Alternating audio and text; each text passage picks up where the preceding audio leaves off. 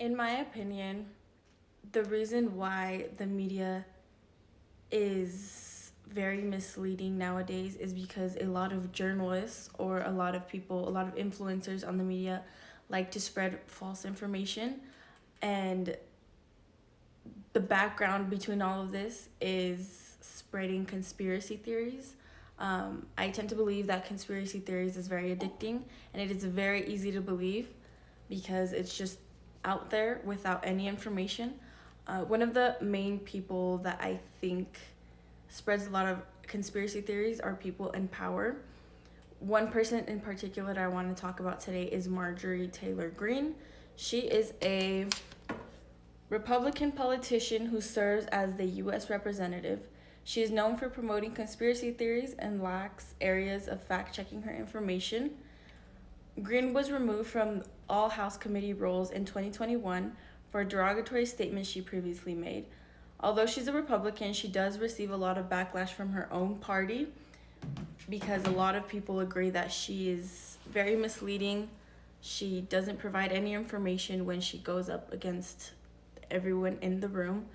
But my main thing is people in power will always spread false information, and it is really hard to not believe them if you don't fact check your information first. Of her antics. I think this is all about wanting more attention and not producing actual results. 98% of us find it disgusting. This is a distraction, and I think it's a mistake. We're tired of the chaos. We're tired of the anarchy. I really don't give a rat's ass what anybody up here says about. The clip that you just seen was a clip of former representatives responding to Marjorie's attempt in voting out Speaker Mike Johnson. Her own party also agrees that Marjorie is very controversial and does not provide sufficient evidence for her motives and impulsively makes rational decisions without thinking about any of the consequences. Every time we have a debate where I ask a question that's obvious and you're like, what do you mean? You were kicked off of your committees for saying things were controversial. You've apologized for controversial statements, right? Those types of things. What is your process for fact checking and vetting the things that you say in public? The things I say in public are the truth, and that's why they're so offensive to Democrat activists in the media. Although Marjorie Taylor Greene does have a lot of controversial topics, there's one topic in particular that I want to talk about.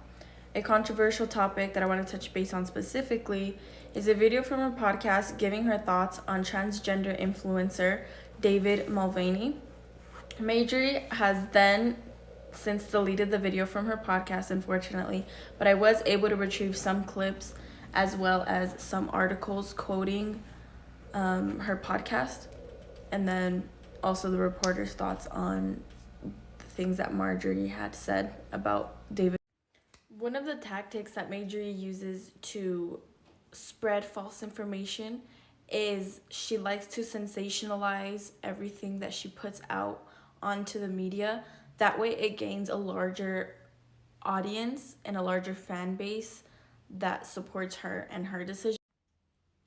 Within the first few minutes of her podcast, she quotes and starts off by saying, "I'd like to bring up one of the biggest pedophiles in America today, completely slandering David Mulvaney's name without providing proper information as to why she thinks she is a pedophile or why her gender is." I'd like to bring up one of the biggest pedophiles in America today. His name is Dylan Mulvaney, and I won't be referring to him as a she or her. Let's go ahead and play this video. Now, throughout the entire podcast, Greene repeatedly misgenders David Mulvaney and slanders her name as time goes on.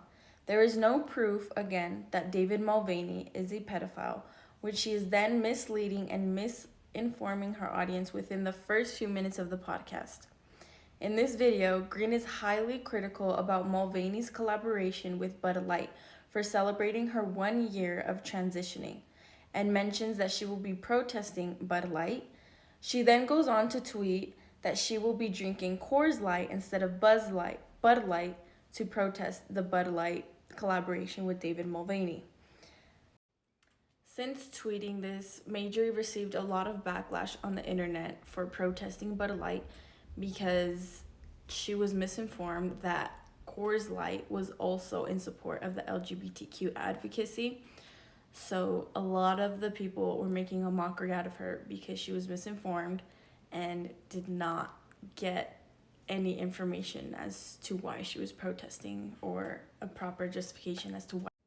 Marjorie Taylor Greene has since then deleted most of the videos on her podcast because of all of the backlash that she has gotten.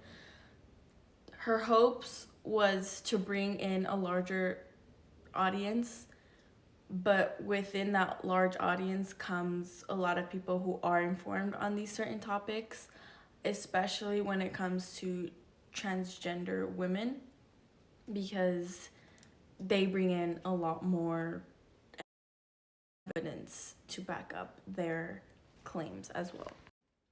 And to sum up everything, Marjorie Taylor Greene is the epitome of what a political agenda is and represents the political side of a Republican very well, as you can see. But thank you so much for listening to my video.